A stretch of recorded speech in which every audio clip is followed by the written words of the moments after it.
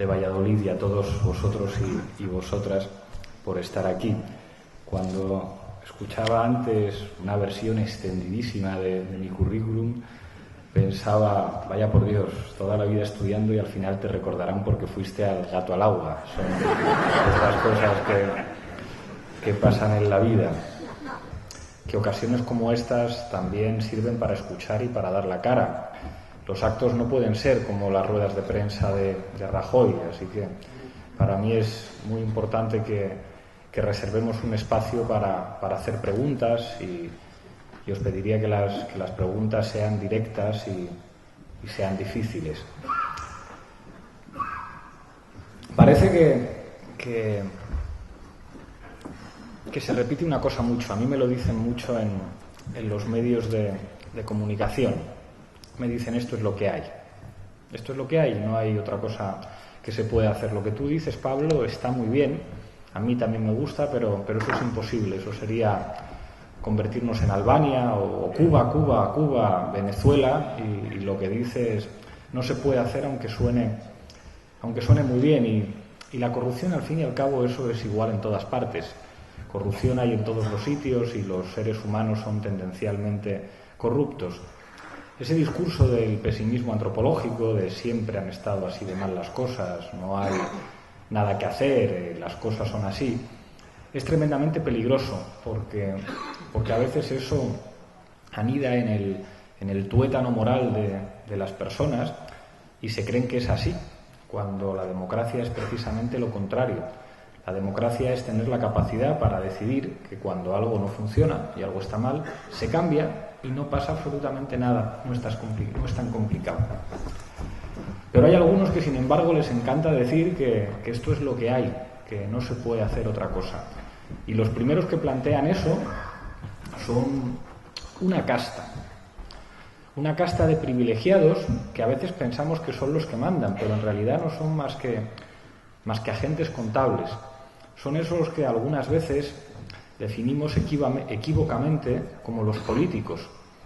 Y es una vergüenza que una palabra tan noble como la palabra política se tenga que identificar con unos sinvergüenzas con traje y corbata que a lo mejor se pueden permitir llevar un reloj que cuesta varios meses de trabajo de una persona normal, o gente que cobre 8.000 euros al mes cuando hay gente que tiene que sobrevivir con el salario mínimo, 645 euros al mes en 14 pagas, y que aún así se permiten decir que bueno, que habéis vivido por encima de vuestras posibilidades, porque eso de hipotecarse para tener una vivienda era vivir por encima de vuestras posibilidades, y que hay que apretarse el cinturón. Y algunos dicen incluso que bueno, pues si te tienes que quedar en el paro, pues te quedas en el paro, y además te vamos a perseguir, no vamos a perseguir a los corruptos de verdad, vamos a perseguir a ese desgraciado que no le llega con los 400 euros de paro que tiene y que tiene que poner copas un fin de semana.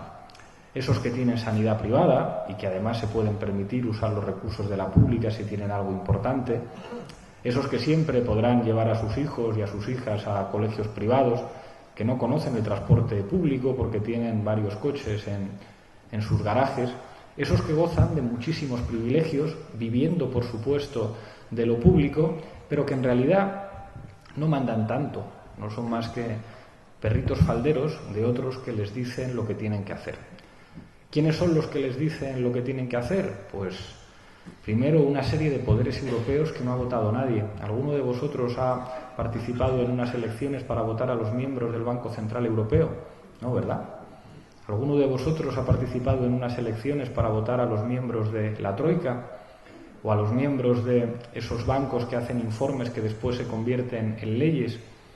¿O alguno ha votado a esos miembros de la COE que no tienen nada que ver con los empresarios normales que se están dejando la piel y que están sufriendo las consecuencias de la crisis sencillamente porque la gente no puede comprar? Esos de la COE que dictan las políticas del gobierno, nadie les ha votado.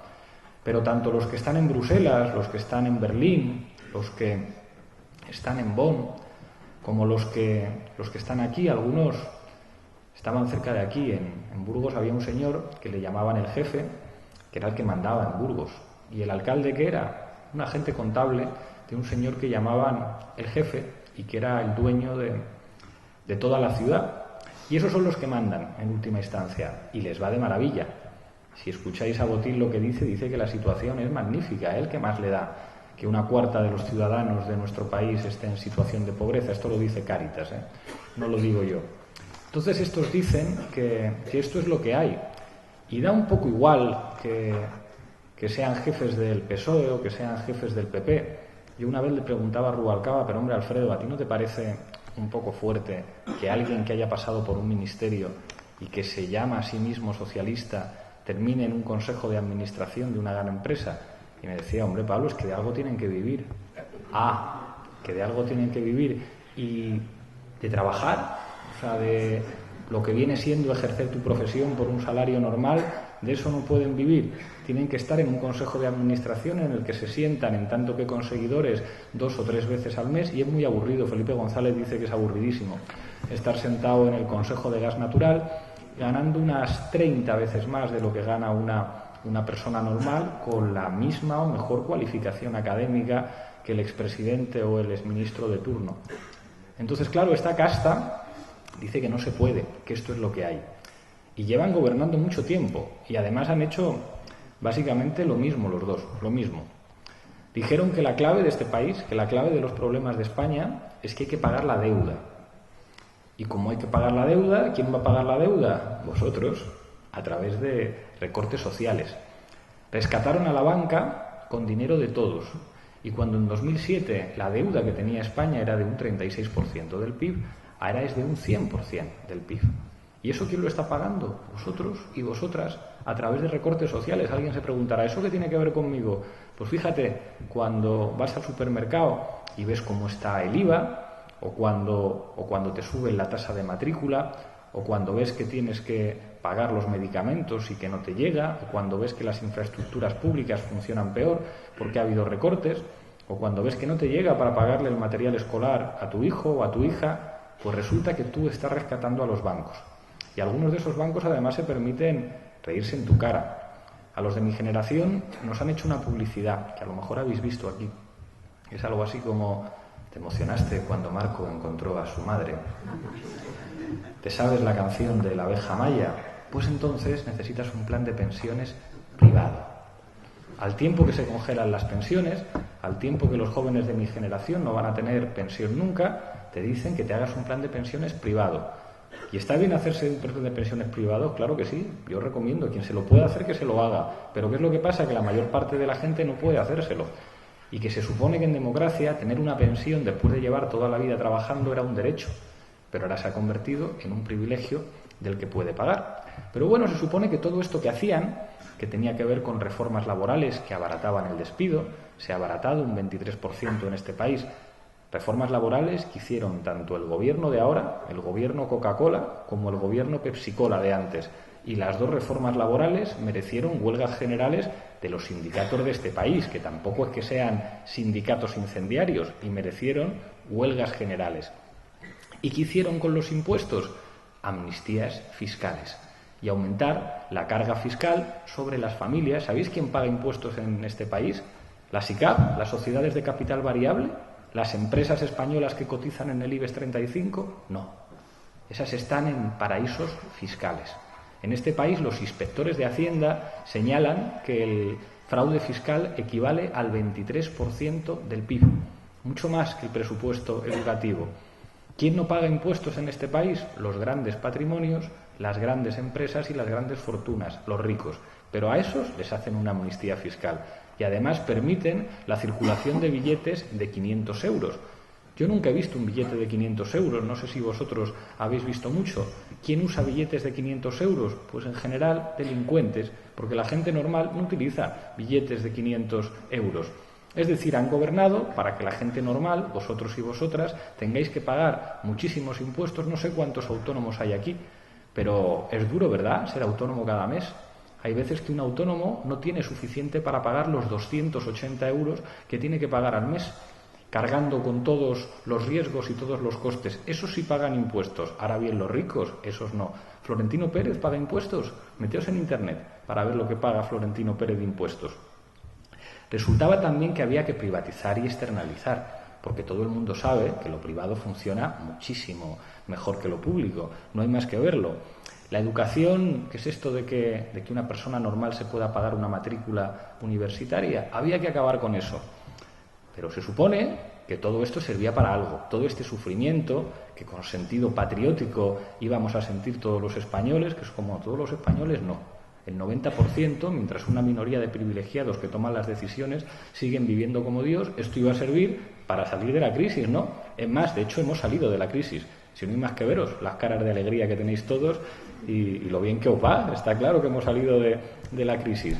Pues los resultados son que los salarios en este país han bajado un 10%, exactamente lo que el Fondo Monetario Internacional, cuya presidenta, por cierto, cobra del orden de 350.000 euros al año, más o menos, decía que había que bajar los salarios un 10% en España. Dicho y hecho, han bajado un 10%.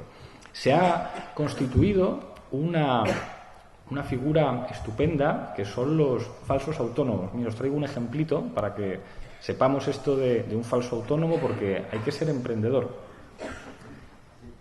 Me encanta este anuncio. A ver dónde lo tengo. Oferta de Infojobs, 2 de julio de 2013.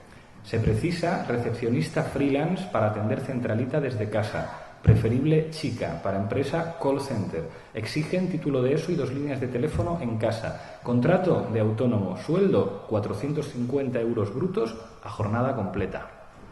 Esto es ser emprendedor, ¿verdad?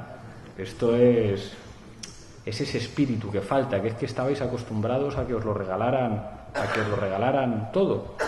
Pues este tipo de autónomos y contratos temporales. El 40% de los contratos temporales en 2013 han sido contratos inferiores a un mes. ¿Eso qué implica? Máxima precariedad en el empleo. Cáritas dice que 1/4 de los españoles son pobres e Intermón Oxfam dice que si se siguen aplicando las políticas como la que se han aplicado hasta ahora, vamos a tener en el año 2025 8 millones de pobres en España. ¿Os lo imagináis? 8 millones de pobres. Somos el país, solo por detrás de Lituania, y creo que cada vez menos por detrás de Lituania, con un índice de desigualdad más alto de toda Europa. Porque al tiempo que la mayor parte de vosotros vivís mucho peor, los ricos viven mucho mejor. Es más, han crecido. Ha aumentado, según los datos que me pasaban hace poco, desde que ha empezado la crisis, un 5,4% el número de millonarios en España. Y ha aumentado también el consumo de productos de lujo, esos que solamente se pueden permitir una minoría, como las obras de arte, a las que han bajado el IVA. No bajan el IVA al cine para que vayáis vosotros, eso sí, el IVA a las obras de arte, ese sí que lo bajan. Y entonces, claro, uno se pregunta si hemos salido de la crisis. Yo un día pregunté en el Facebook, a mí me gusta mucho preguntar a la gente, y le pregunté a la gente, ¿vosotros podéis vivir con lo que ganáis? Y la gente me empezó a contestar y seleccioné una serie de casos reales. Y la gente me escribió. Y me escribía, por ejemplo, Ricardo. Me decía, llevo casi 3 años en el paro. Mi mujer es enfermera, interina en un hospital de la Comunidad de Madrid y cobra 900 euros. Pagamos 875 de hipoteca. Mi hija estudia 4º de medicina en la Complutense y mi hijo 4º de la ESO.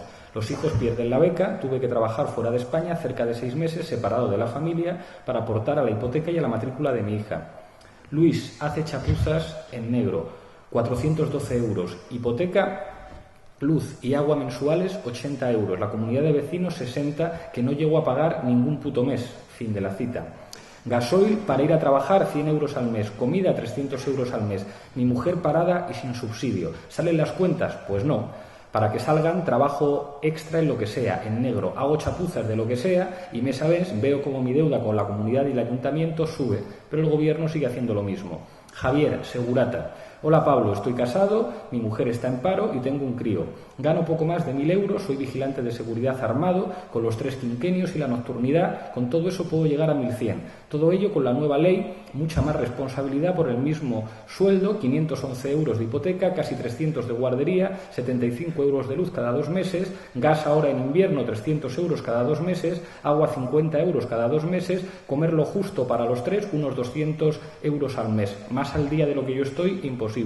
Maricruz, Parada. En mi casa entran 640 euros de paro, 470 de hipoteca, 100 o 110 cada 2 meses de luz, de 90 a 100 de agua cada 3 meses, 40 de comedor escolar al mes y menos mal con beca del 70%. Y bueno, ¿qué me queda para la comida? 10 euros que me quedan para comer todo el mes.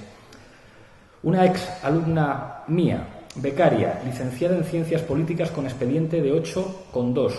Erasmus en París, un máster en estudios de América Latina en la Sorbona. Habla inglés, francés, italiano, portugués, árabe y acaba de empezar con el alemán. Está de becaria en una empresa cobrando 270 euros al mes y dando las gracias. Un primo mío, Javier, biólogo, máster en antropología física, en paro, gana unos 576 euros al mes.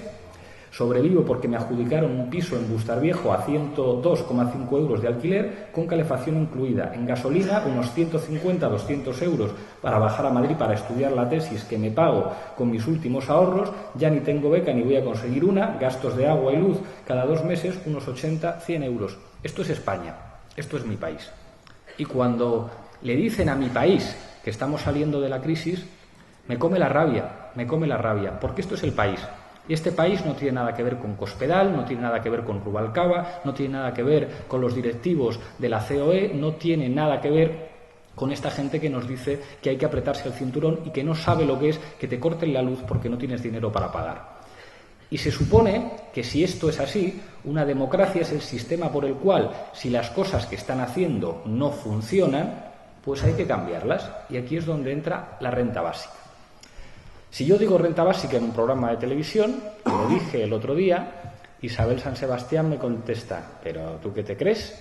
¿Que esto es el país de jauja? Vamos, que le den a la gente, ¿cuánto? 550, 600 euros al mes por la cara, ¿pero tú qué te has creído? Y es como no, el país de jauja es el vuestro. El país de jauja es que estén cobrando 8.000 euros los representantes de la soberanía popular más lo que se llevan en los sobres. El país de jauja son estos multiempresarios que destrozan a la pequeña y a la mediana empresa y que han vivido toda la vida de estar cerca del poder administrativo que les daba concesiones millonarias. Es decir, ¿quién se lleva los contratos para hacer aparcamientos? ¿Quién se lleva las recalificaciones para hacer chalets, como aquí en Valladolid? ¿Esos son emprendedores? No, son caraduras. Eso es el país de jauja. El país de jauja son esos hombres de negro que vienen a este país a decir que los salarios se tienen que depreciar un 10%. El país de jauja son los tenedores privados de la deuda que dicen que la gente se tiene que quedar sin calefacción y sin luz para pagar una deuda ilegítima. Ese es el país de jauja. Lo de la renta básica, que cualquier persona pueda tener 650 euros al mes por el hecho de ser un ser humano, es una cosa perfectamente razonable. ¿Que sirve para qué? 1. Para combatir una situación de pobreza. 2.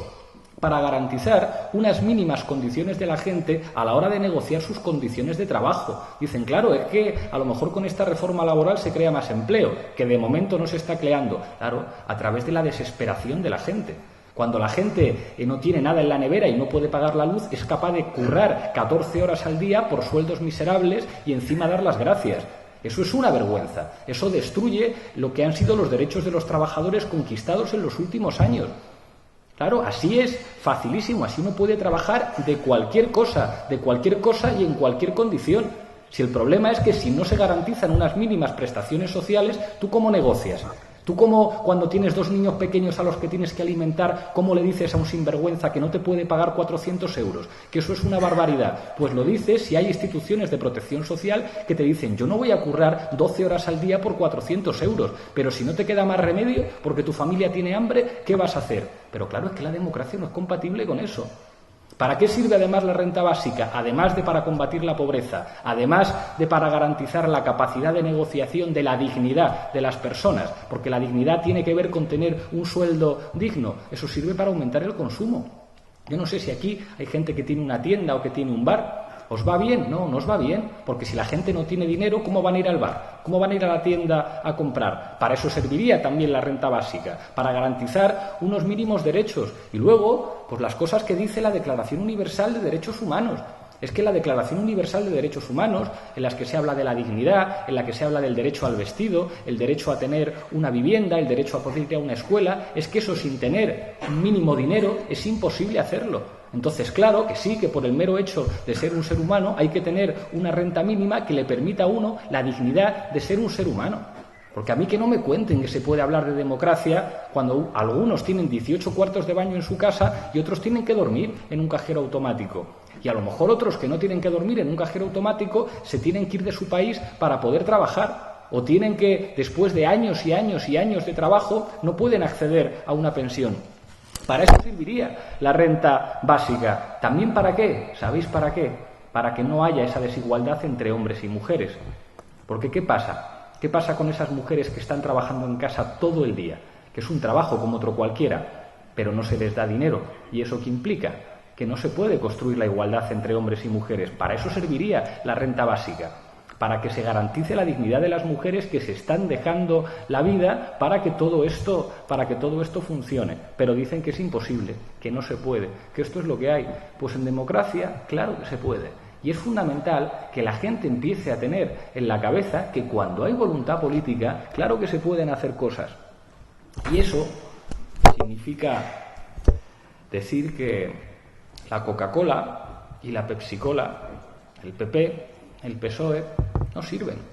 Si a mí me da igual que digan que son de derechas o que son de izquierdas o que si son del centro liberal o de la socialdemocracia, ni que no me cuenten rollos. El resultado de lo que han hecho lo dicen los datos, no lo digo yo. Los datos no son de izquierdas ni de derechas. Los datos son los datos. Y los datos es que 1 de cada 4 ciudadanos de mi país son pobres.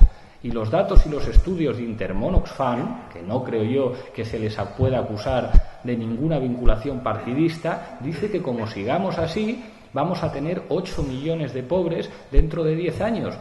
Y mientras tanto, Coca-Cola y Pepsi les va de maravilla, les va estupendo. Si además terminan en consejos de administración, pues digo yo que no será una cosa muy radical decir que hay que echarles y que esto hay que cambiarlo. Pero para eso yo creo que hacen falta 2 cosas. Y la primera es la unidad popular.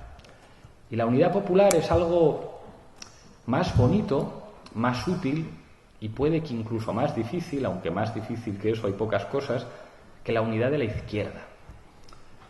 Los que venimos de la izquierda, los que somos militantes de izquierdas, a veces soñamos una cosa que es un sueño muy bonito.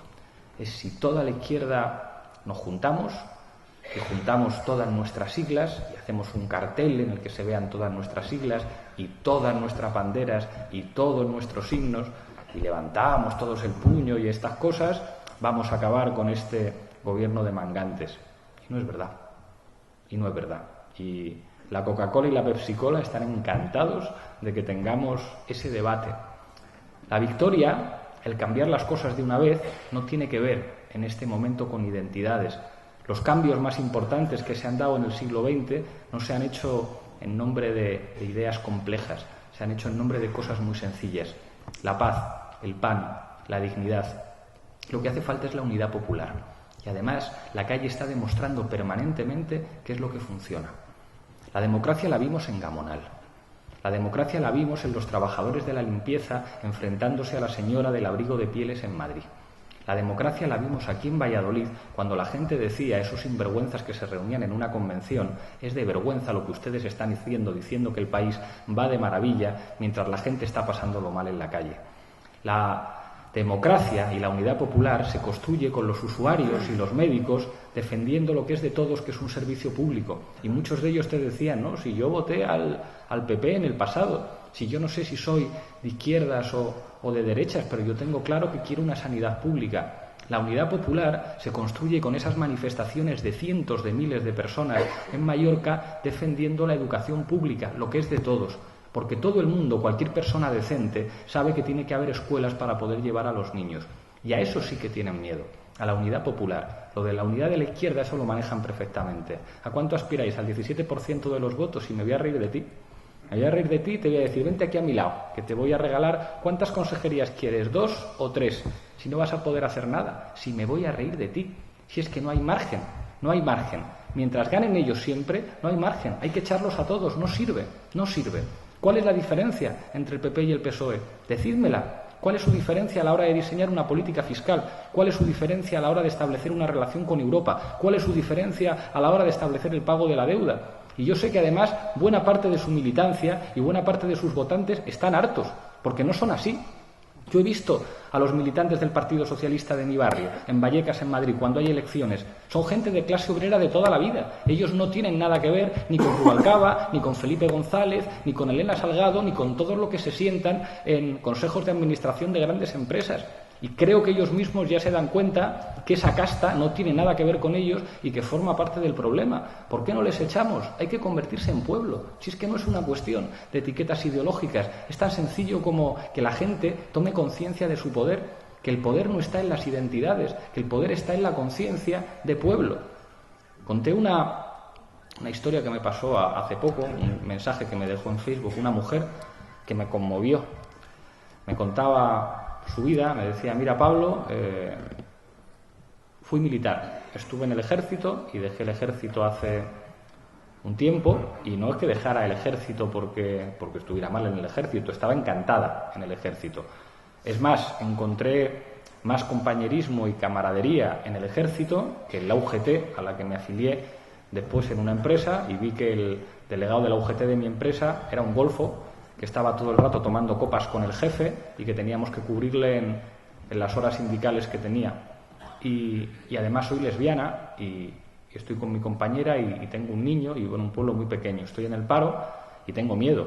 Tengo miedo de no tener recursos para cuidar a mi hijo. No sé si soy de izquierdas, lo que sé es que no soy de derechas y que no me gusta esa gente que insulta a mi hijo y que me dice que lo mío es antinatural y que estamos dejando a un niño sin padre, y yo no quiero nada extraordinario para mi vida, yo no quiero ser rica, simplemente quiero vivir decentemente, modestamente, cuidar a mi pareja, cuidar a mi hijo y tener una vida normal. Y cuando te escucho hablar de la patria, cuando tú dices que la patria no tiene nada que ver con amenazar a nadie, sino que ser patriota es poderse sentir orgulloso de tener la mejor sanidad del mundo, pues quiero que sepas que muchos militares en este país pensamos como tú. Y que si vienes a mi pueblo, que yo vivo en un pueblo pequeño, lo que queráis montar los de Podemos en este pueblo, lo que queráis. Y cuando recibo mensajes como ese, dices, a lo mejor les podemos echar, a lo mejor podemos con ellos, a lo mejor llegan unas elecciones en las que no gana ni la Coca-Cola ni la Pepsi-Cola, sino que gana la gente normal. Pero para eso la clave es unidad popular, convertirnos en pueblo. La izquierda no puede ser una religión, tiene que ser un instrumento para los de abajo. Lo que fue siempre que se produjeron momentos de cambio político. Y eso implica defender la democracia, que es una palabra que nos han robado, y acabo con esto, con esta receta doble que tiene que ver con los derechos, con la unidad popular y con la democracia.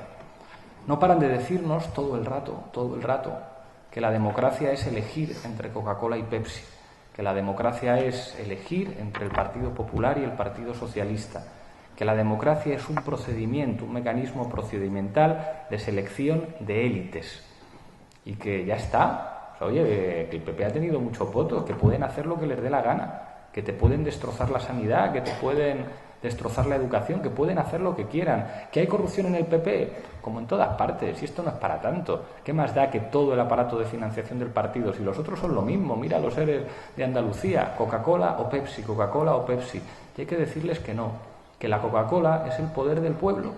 Y no me tienen miedo a mí, ni a nadie que salga en la tele, ni a nadie que se presente en las elecciones, aunque nosotros nos presentemos. Os tienen miedo a vosotros, a la gente, a la gente.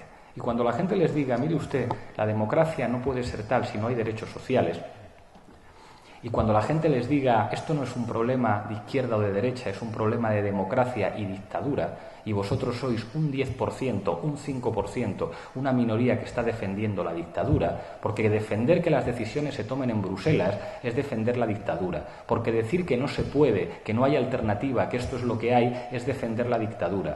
Porque asumir que van a ser constructores o grandes empresarios o los bancos los que decidan las políticas de un gobierno es defender la dictadura. Y que por otro lado estamos los demócratas, que somos el 95%, que decimos que no puede haber democracia si no se cumple la Declaración Universal de Derechos Humanos, que tiene que asegurar que todo el mundo tiene que poder ir a una escuela pública, que todo el mundo tiene que poder utilizar una sanidad pública, que el transporte no puede ser un privilegio, que todo el mundo tiene que tener los recursos suficientes para tener comida en la nevera, que no puede ser que en un país las empresas oligopólicas de la electricidad y de la energía se permitan a ciudadanos del país cortarles la luz o la calefacción porque no lo pueden pagar. Que un gobierno responsable puede aplicar la Constitución y decir ningún ciudadano de mi país se va a quedar sin luz y sin calefacción.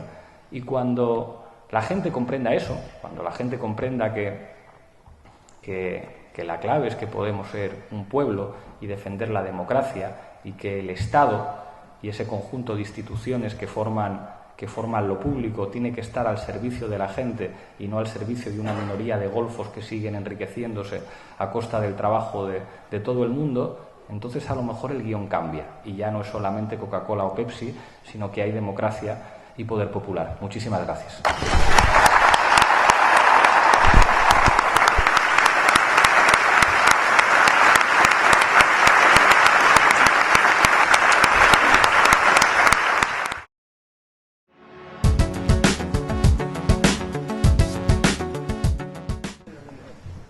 Alguien hablaba el compañero, de la desobediencia civil. Parece que ahora no nos sorprendería, ¿no?, si el delegado o el subdelegado del gobierno dijera un subversivo y utilizara a la policía, que es un servicio público que es de todos y que yo creo que estarían deseando ponerle las esposas a un banquero y que no se tengan que ver esas imágenes infames que nos humillan a todos de la policía dando palos a la gente, pero a lo mejor podrían entrar y detenerle, ¿no?, por hablar de la desobediencia civil y decir que hay que desobedecer. Pues la Declaración Universal de los Derechos Humanos establece el supremo y legítimo derecho a la rebelión frente a la tiranía. A veces la rebelión y la desobediencia es la máxima expresión de la democracia. Pero también, además de rebelarnos, además de desobedecer, es importante que asumamos que podemos ejercer el poder político. Porque a veces están muy cómodos, se han acostumbrado a que nos manifestemos y hacen una ley de seguridad ciudadana que te puede llevar a la cárcel por levantar las manitas en una manifestación, mientras que un banquero vaya a prisión parece que es un escándalo y se lanza un mensaje a todos los jueces: cuidadito con el juez que se atreva a llevar a un banquero a la cárcel. Por eso a veces es importante plantearse también la necesidad de que el poder político se pueda ejercer de otra forma. A mí me encantaría que hubiera un ministro de la Vivienda o una ministra de la Vivienda que saliera en rueda de prensa y dijera: aquí hay un decreto que establece la expropiación de todas las viviendas vacías destinadas a la especulación, propiedad de los bancos, se las vamos a expropiar, se las vamos a entregar a la familia y esto es ley. Y eso quiere decir que los jueces, los fiscales y los policías de mi país van a asegurar que esta ley se cumple. Y a quien trate de no cumplir esta ley caerá sobre él o sobre ella todo el peso de la legalidad.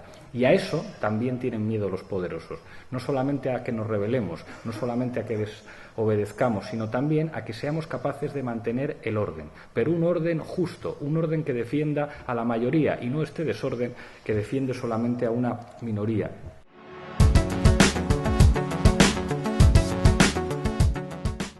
Planteaban aquí también una cuestión crucial y que a mí me preocupa mucho: el desprestigio de los sindicatos. Es muy importante no tirar el agua sucia con el niño también. En este país hemos visto muchas cosas feas entre algunos de los que estaban llamados a defender a los más débiles. Pero sin organizaciones de los trabajadores, sin sindicalismo, no hay democracia. Porque todas esas cosas que tenemos y que algunos se pueden creer que nos han regalado, como la jornada laboral de 8 horas, como el derecho a vacaciones, como el derecho a una prestación por desempleo, como el derecho de reunión, como el derecho de manifestación, como el derecho de huelga, no las tenemos porque haya sido un regalo de nadie, sino porque hubo trabajadores y trabajadoras que se organizaron en sindicatos en su puesto de trabajo. Y eso es fundamental recuperarlo, fundamental. Y los que insultan permanentemente a los sindicatos saben a qué se están refiriendo. Y ahí hay dos cosas. Primero, limpieza. No se puede consentir que haya alguien llamado a defender a los más débiles que pueda estar siquiera vinculado con casos de corrupción. Deberían tener más miedo a sus propios compañeros y a la gente que a los jueces y a los policías. Y recuperar ese prestigio de gente como Marcelino Camacho, que decía algo muy importante. El derecho de huelga se gana haciendo huelga, el derecho de manifestación se gana manifestándose y el derecho de reunión se gana reuniéndose. Los derechos de los trabajadores se ganan en los conflictos colectivos y esa es la mayor expresión de la democracia.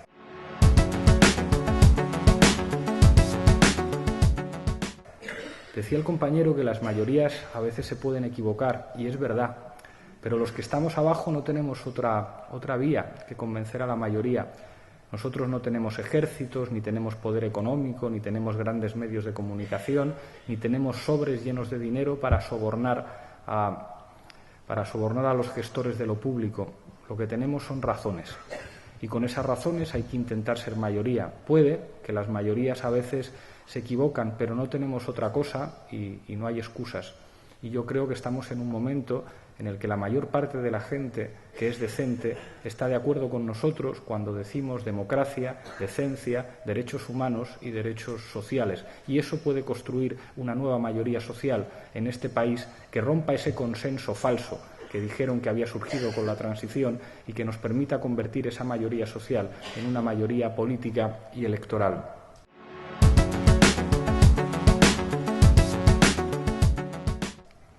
Decía el compañero el problema de que la renta básica implique conformismo.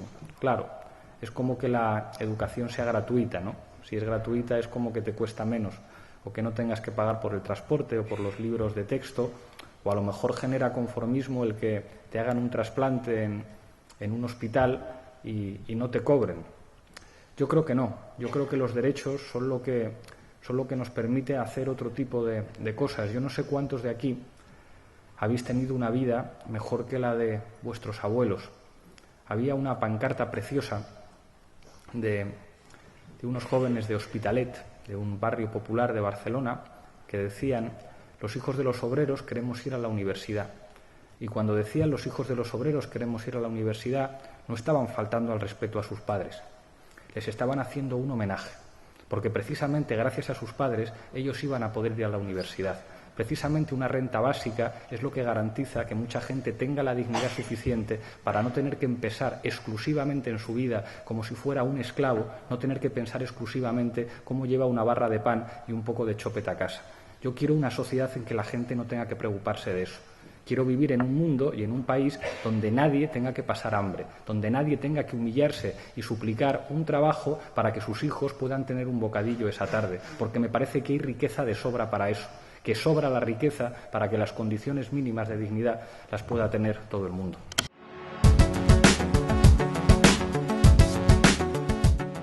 Hay una cosa muy buena en este acto. Voy a echar un poco la bronca a la izquierda porque detecto los rumores. Cuando alguien habla de Revilla o de Garzón o de la UCD hay un así como en la sala, y es como: ¿no os dais cuenta, compañeros, que eso quiere decir que estamos ganando? Que aquí no estamos los mismos mirándonos el ombligo, sino que hay un montón de gente que piensa diferente y que está de acuerdo en que hay que defender la democracia. Ahora sí que están muertos de miedo. Cuando pasa eso, cuando en una reunión amplia hay desacuerdos, pues a mí Revilla no me cae tan bien, pues Garzón en unas cosas sí, pero en unas cosas no, a mí la UCD me convencía menos, pero aquí está gente de muchas procedencias, de muchos sitios, con sensibilidades distintas, de acuerdo en lo fundamental. Y entonces os aseguro que los que tienen un guión escrito, y tienen un guión escrito en el que siempre ganan ellos, tienen muchísimo miedo. Entonces os sugeriría que cambiarais por el vamos a hacer cosas juntos, vamos a entendernos, porque así podemos ganar. Han estado construyendo durante 40 años, los últimos 40 años, toda una maquinaria de dispositivos para controlar cómo la gente pensaba. Y eso es así. Algunos en la izquierda decíamos una estupidez que era, desde las instituciones no se cambia la sociedad. Y es como, joder, que sí se cambia la sociedad, se cambia todo.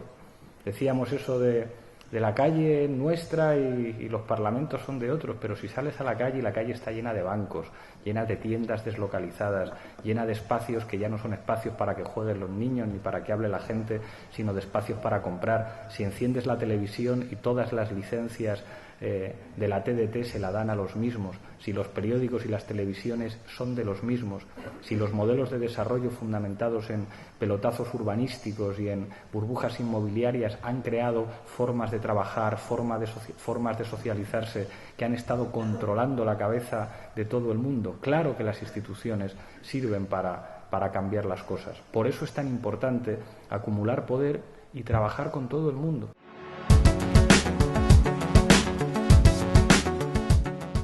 Decía una compañera, el problema de los jóvenes de menos de 30 años, ya está bien de meterse con los jóvenes. Hubo unos jóvenes que hace unos poquitos años ocuparon las plazas de las ciudades más importantes de nuestro país. Y yo recuerdo algunos viejos de la izquierda que se lo tomaron mal, que decían, me van a enseñar estos críos a mí lo que es la indignación si llevo yo indignado 40 años. Y es como, ya, tú llevas indignado 40 años, pero tú no has juntado a cientos de miles de personas en las plazas. Han sido los chavales, pues que a lo mejor muchos no sabían muy bien qué era la izquierda, que a lo mejor muchos no tenían una gran formación política, que podían desconfiar de los partidos, que a lo mejor llegábamos a alguno con una bandera republicana, que es una bandera democrática y antifascista, y decían, no sé si me fío mucho de ese rollo.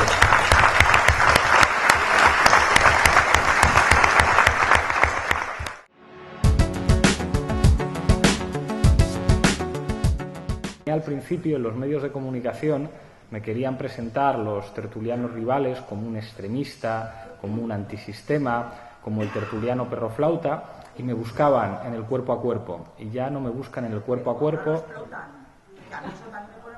Puede ser. Pero ya lo que vienen a decir ha cambiado completamente el discurso y es como no te metas en un cara a cara con él, y además lo que vienen a decir, lo que dices está muy bien, Pablo, pero es imposible. Y eso quiere decir que el sentido común de la gente está cambiando y que cuando se meten en el debate en serio, pues la gente normal está de acuerdo contigo. Cuando dices que hay que hacer una reforma fiscal, cuando dices que hay que hacer una auditoría de la deuda, cuando dices que esta Europa es una estafa.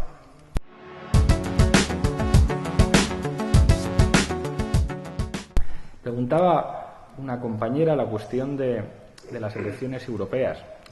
Si seguimos recibiendo los apoyos que estamos recibiendo, claro que tiraremos para adelante y someteremos a primarias y a la participación popular la configuración de las listas y saldremos a ganar las elecciones, ¿eh? Luego ya veremos el resultado, pero iremos a por todas. Pero lo importante no es eso, porque incluso si ganamos las elecciones y eso nos sirve para que la gente se organice y para que la gente tenga fuerza en los barrios, en las ciudades, en los pueblos, para que la sociedad civil comprenda que la democracia es una cosa que se practica todos los días, entonces no habrá servido para nada. Yo sería un vendedor de crecepelos y viniera aquí y os dijera, votadme que os voy a solucionar vuestros problemas, pero tú eres un farsante. O votarme que yo represento al 15M, como nadie puede representar al 15M ni a los movimientos. En todo caso, lo más a lo que puede aspirar uno es a ser un instrumento útil para la gente y que además se acabe lo más pronto posible, porque os aseguro que no es un plan de vida muy agradable discutir todos los sábados con Maruenda. No se lo deseo a nadie. La democracia es otra cosa. Cuando digo que la democracia lo vimos en Gamonal hubo un enfrentamiento de poderes. En Gamonal parecía que en Burgos había un solo poder, el del alcalde, no. Pero si el alcalde no es más que un perrito faldero de un señor, el dueño de Burgos, que cuando se casa su hija, ¿quién va a la boda de la hija? María Dolores de Cospedal y José Bono, y también el alcalde de Burgos, como si fuera la boda de Vito Corleone. van todos sus lacayos a rendirle pleitesía. Entonces, si ese señor dice, me construyes un garaje aquí, se construye el garaje aquí, hasta que los vecinos del pueblo dijeron, se ha terminado. Les atacaron, les criminalizaron, les llamaron terroristas, les dijeron, les tal, y al final resultó que al poder del constructor se le puso enfrente el poder del pueblo. Y la democracia es eso, no es solamente dejar papelitos en una urna.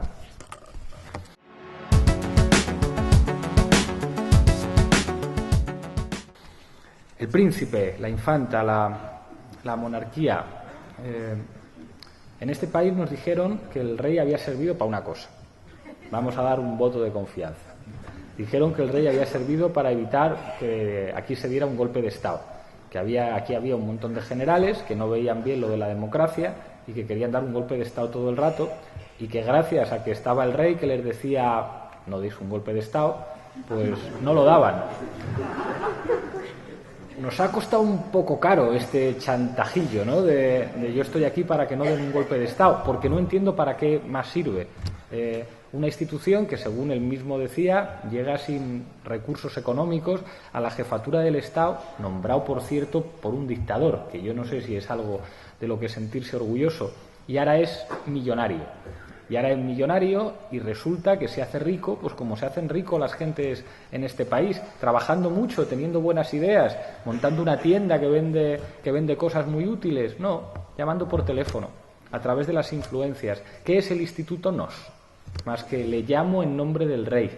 Así que el contrato público que pagáis vosotros me lo quedo yo. ¿Quién paga las asignaciones a la Casa Real? Vosotros y vosotras. ¿A quién investigan por fraude fiscal? ¿A vosotros? No, a la infanta. Estupendo, estupendo. Si vosotros vais a un juzgado, se monta un despliegue policial, se monta un helicóptero, prohíben la entrada de teléfonos móviles. No, pero cuando entra esta gente, sí. Y yo pregunto, ¿esto para qué sirve? Esto es muy caro, cuesta un montón de dinero y sirve para dar una imagen de país de vergüenza. ¿Qué representa la monarquía en este país? Pues la imagen de la casta, la imagen de la corrupción, la imagen de los privilegiados, que contrasta con la imagen de la gente normal. ¿Qué se decía?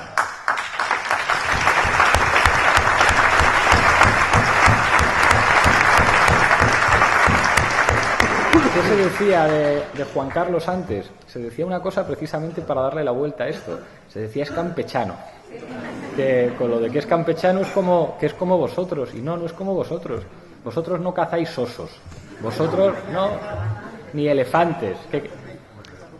Atropella elefantes, caza osos, practica esquí, tiene amigos dictadores en un montón de países y le pide al dictador de Marruecos que saque de la cárcel a un pederasta que era agente de los servicios secretos del país. Una imagen magnífica. Yo creo que esto ya va más allá de ser republicano o no serlo. Es una cuestión de decoro, de sentido común, de decencia. Un país decente no se puede permitir gentuza como esta viviendo del trabajo de la gente. Y si el príncipe es tan listo, tan alto, tan guapo, habla también inglés, francés y tal, pues que se presente a unas elecciones y si la gente le quiere votar, que le elijan como todo hijo de vecino. Pero ya está bien de estos privilegios.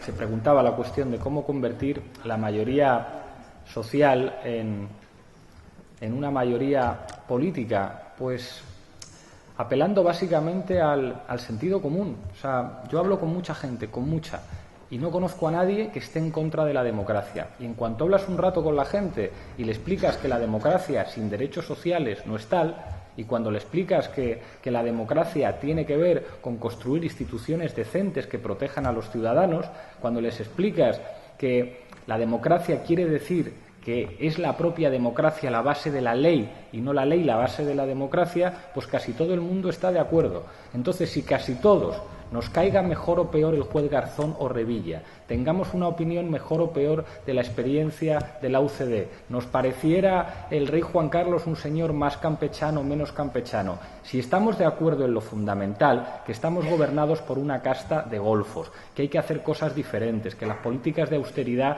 no sirven, que cuando un gobierno cede soberanía está cediendo los principales instrumentos de defensa de los servicios públicos y de la dignidad de la gente. Si estamos de acuerdo en esas cosas fundamentales, vamos a echarlos, vamos a por ellos. Si es tan sencillo como eso, si es que están muertos de miedo de que la gente haga clic. Si lo que quieren es que la gente, como mucho, se movilice para poder mandar unos cuantos antidisturbios y solucionarlo así. Lo que tienen miedo es que ocupemos los ayuntamientos, que ocupemos las comunidades autónomas, que ocupemos el Estado, que en el próximo Parlamento Europeo haya un montón de diputados europeos del sur que digan no queremos ser una colonia de Alemania. No queremos ser...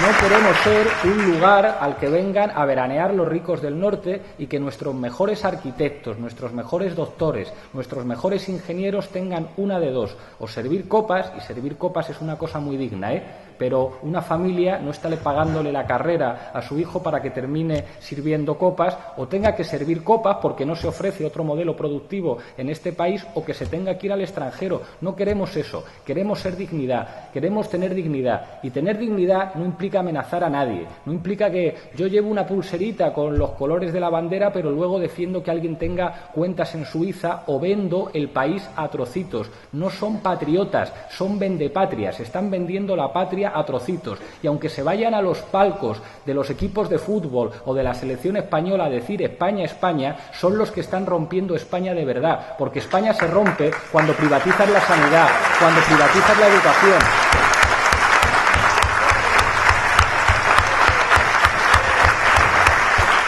Y se lo queremos decir, que romper el país no es que los catalanes tengan derecho a votar, que voten lo que quieran. ¿Cómo vamos a estar los demócratas en contra de que la gente vote? De lo que estamos en contra los demócratas es que nos vendan todo, es que se lo lleven todo, es que aquí haya una minoría de privilegiados que vive como Dios, porque viven como Dios a costa del sufrimiento de la mayor parte de la gente. Y cuando vayamos haciendo todo eso, poco a poco, con muchísimas contradicciones, uniéndonos con otros europeos que están en la misma situación y diciendo, mire usted, nosotros no queremos cosas extraordinarias, yo no creo que el mundo vaya a ser perfecto, que no haya envidias, que no haya delitos, pero quiero un mundo decente, en el que en un país se pueda asegurar que ninguna persona se tiene que morir de hambre, que todo el mundo puede tener un salario digno y quien no tenga salario que va a tener una mínima prestación, que en los hospitales de mi país se va a curar a todo el mundo, que todos los niños de mi país van a ir calzados y van a ir a escuelas, que independientemente de los recursos que tenga uno cuando nace, uno va a poder ir a la universidad y si es buen estudiante va a poder tener las becas, que a las mujeres en mi país, si se ven en la situación dificilísima de tener que interrumpir un embarazo, que eso no le hace gracia a nadie,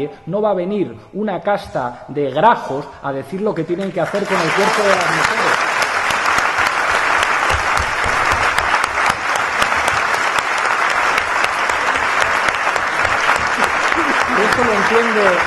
Y eso lo entiende cualquiera, eso es mayoritario, eso lo piensa todo el mundo. Todo el mundo está de acuerdo con que las mujeres tienen que tener los mismos derechos que los hombres. Todo el mundo tiene clarísimo que las decisiones de uno sobre su propia vida son incuestionables. Que qué es esto de insultar a dos personas si se quieren y quieren vivir juntas y tener un hijo aunque tengan el mismo sexo. Todo el mundo entiende que la sanidad tiene que ser un derecho, que la educación tiene que ser un derecho. Y si decimos eso que es normal, y señalamos a los culpables, señalamos a los enemigos de la democracia, a los enemigos del pueblo, entonces a lo mejor podemos ganar, si es que es tan sencillo como eso, aunque no nos pongamos de acuerdo en otras cosas.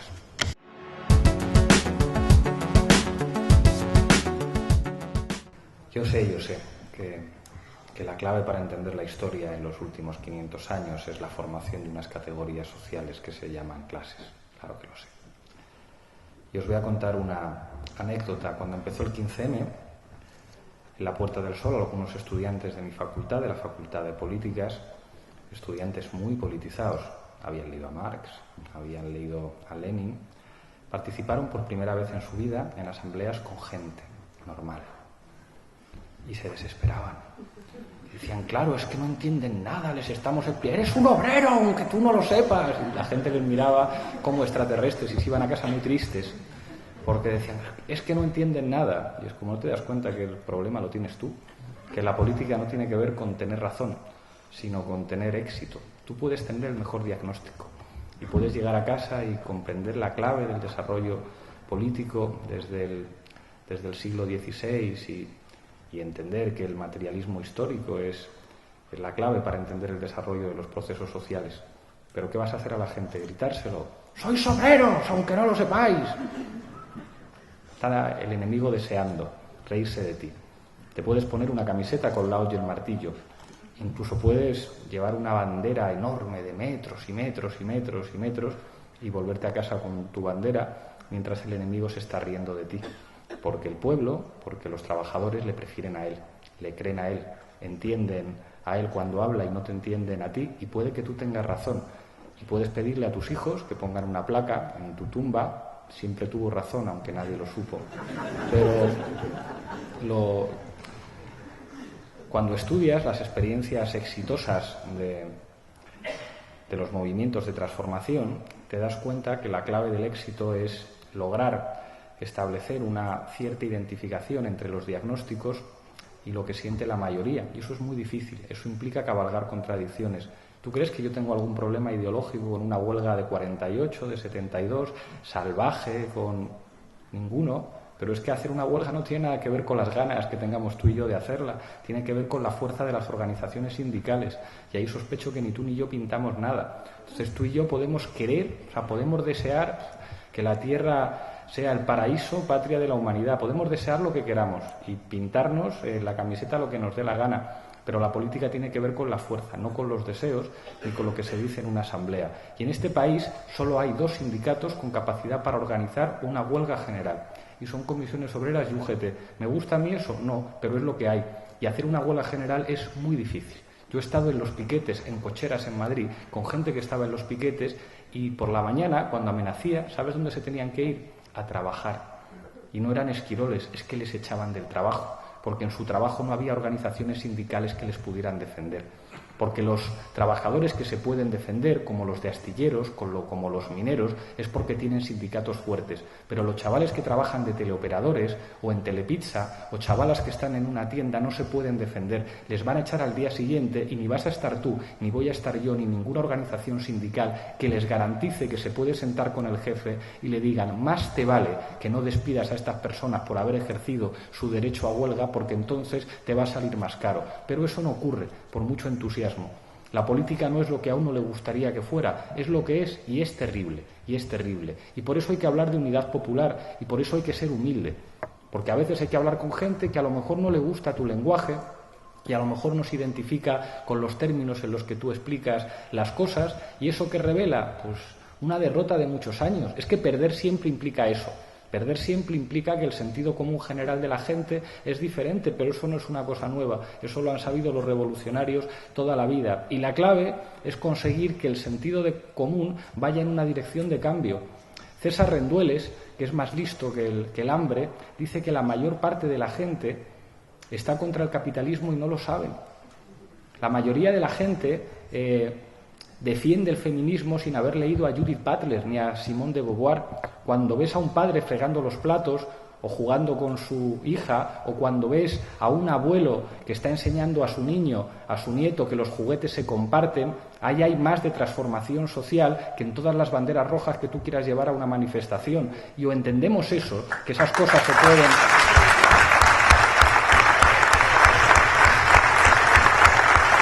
convertir en agregadores, o se seguirán riendo de nosotros. El enemigo nos quiere así.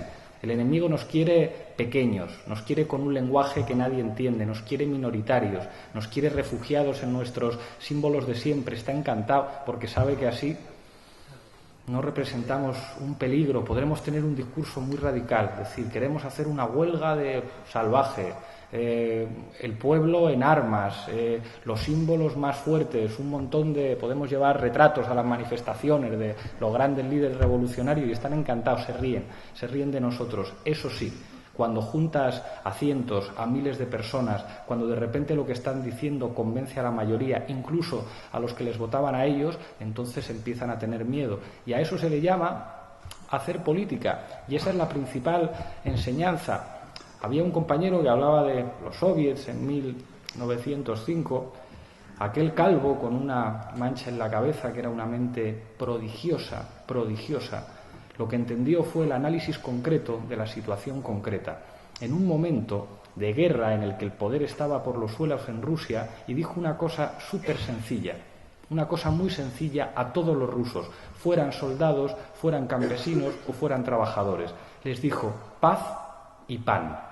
Y cuando dijo paz y pan, que era lo que quería todo el mundo, que acabara la guerra y poder comer, entonces un montón de rusos que no tenían ni idea de si eran de izquierdas o eran de derechas, que básicamente tenían hambre, dijeron, pues va a tener razón el calvo este. Y al calvo le fue muy bien. No les dijo materialismo dialéctico al pueblo de su país, les dijo paz y pan, y esa es una de las principales lecciones del siglo XX. Y cuando uno pretende transformar las cosas copiando la historia, copiando los símbolos, lo que termina haciendo es, con todo el cariño y todo el respeto, el ridículo. No va a venir ningún país, ninguna experiencia concreta para repetirla tal que así.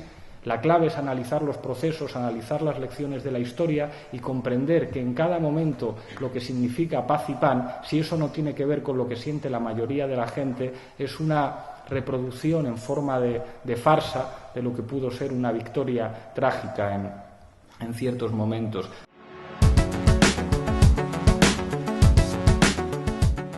Difamaciones en los medios de comunicación, pues claro, si son suyos. Si el día que Basile o Lara hagan una llamada de teléfono y digan el Coletas no va, pues el Coletas no va. ¿Por qué no voy a Televisión Española? Fui una vez y subió la audiencia, pero pudieron presionar al Partido Popular y le dijeron al presentador que sí, que a mí me parece muy bien que tú quieras subir la audiencia, pero esto es una televisión pública, nos la trae al pairo la audiencia, el Coletas ese no va nunca más. Y si voy a Antena 3 y a 4, es verdad que hay periodistas comprometidos que apuestan por mí, pero es porque les doy audiencia. Y puede que llegue un momento en el que el señor dueño de la cadena diga casi me compensa más que no vengas a esto. ¿Cómo se consigue cambiar todo eso? Pues con poder político.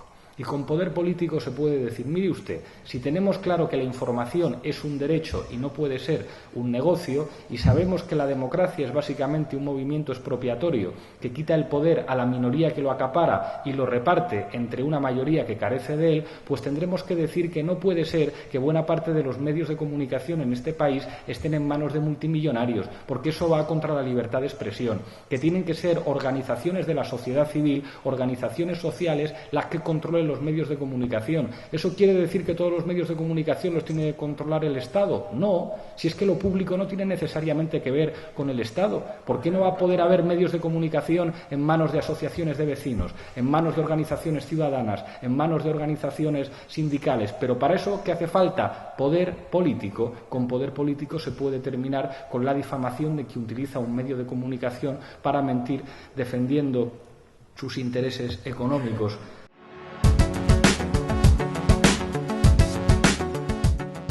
Unidad política, sopas de letras, unidad de la izquierda. Pensaba que lo había explicado. A mí también me gustaba el Frente Popular y mira que fue complicado hacer todo aquello. Lo que pasa es que creo que si mantenemos una discusión con la gente diciendo tenemos que hacer una cosa como lo del Frente Popular y claro, este PSOE no es de izquierda porque ser de izquierdas es incompatible con cambiar la Constitución, cuando te llaman de Alemania y cambian el 135, si yo sé que eso es verdad. Lo que pasa es que los ejes ideológicos, el eje ideológico izquierda-derecha, en este momento nos sirve para aspirar a un 15%. Y es que yo no quiero un 15%, no me basta. Yo no quiero aspirar a lo que aspira la gente decente en Andalucía, que es a gobernar en minoría con unos tipos que son exactamente lo mismo que los otros.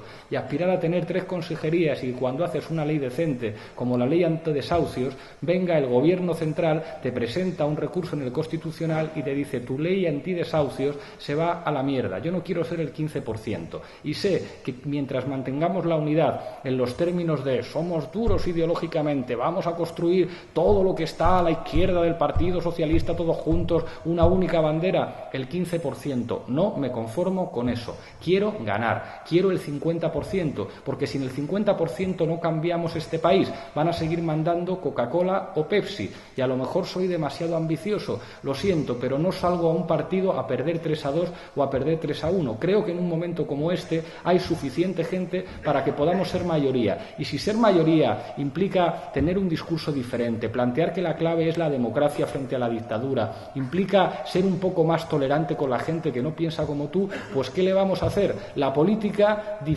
divide o diferencia a los que tienen éxito de los que fracasan. Y a veces, y sé que esto que voy a decir es duro, cometer errores en momentos de excepcionalidad y ser conservador en momentos de excepcionalidad es cometer un crimen, porque la responsabilidad de los militantes no es con la izquierda, es con este país. Yo no tengo ningún compromiso con la izquierda, tengo compromisos con mi pueblo y con mi país, y para eso creo que hace falta ganar.